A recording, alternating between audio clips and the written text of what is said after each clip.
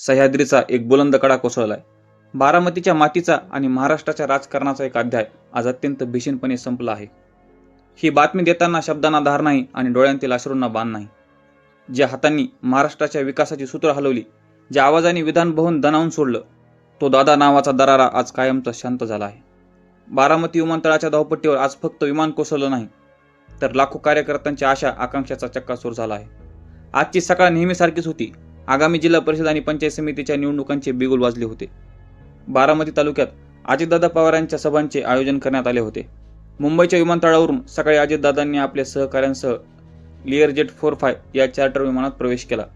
कोणालाही कल्पना नव्हती की हा त्यांचा अखेरचा प्रवास ठरणार आहे. सकाळी 8:48 बारामतीचं आकाश एका भीषण स्फोटाने हादरलं. धावपट्टीवर लँडिंग करण्याच्या काही सेकंद आधी विमानाचं संतुलन बिघडलं. विमान जमिनीवर आदळलं आणि बघता बघता आगीच्या लोळ्यात विरघळून गेलं. काळ इतका क्रूर होता की कुणाला मदतीसाठी धावण्याची संधीही त्यांनी दिली नाही. या विमानात केवळ अजितदादा पवार नव्हते, तर त्यांच्यासोबत त्यांचे सावलीसारखे राहणारे सहाय्यक, अंगरक्षक आणि निष्ठावान सहकारी प्रवास करत होते. ही सर्व तरुण रक्ताची माणसं आज नियतीने हिरावून नेली आहेत. ज्या नेत्यासाठी हे सहकारी रात्रंदिवस राबायचे, त्यांच्यासोबत आज त्यांनी अखेरचा श्वास घेतला. ही केवळ एका कुटुंबाची हानी नाही, तर प्रशासकीय जाण असलेल्या एका संपूर्ण फळीचा हा अंत आहे. अजितदादा पवार म्हणजे केवळ एक नाव नव्हतं.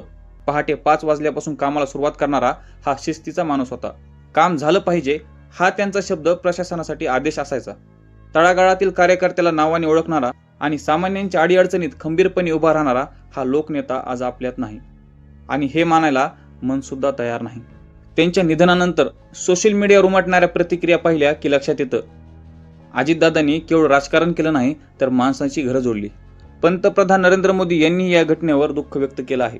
जमिनीशी नातं असलेला नेता हरपला, अशा शब्दांत त्यांना भावपूर्ण श्रद्धांजली वाहिली. दिल्लीपासून गल्लीपर्यंत आज सर्व व्यवहार ठप्प झाले आहेत. कार्यकर्त्यांच्या मनात एकच प्रश्न आहे, आता आमचं काय? बारामतीच्या ज्या विमानाने दादांचे अनेक विजय पाहिले, त्याच विमानतळावर आज त्यांच्या मृत्यूची शोकांतिका लिहिली गेली.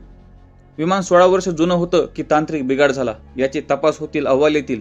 पण ज्याने महाराष्ट्राला एक वेगळी ओळख दिली, तोच जननायक आता पुन्हा कधी दिसणार नाही. दादा, तुमची ती करारी नजर आणि धडाकेबाज स्टाईल महाराष्ट्र कधीच विसरणार नाही.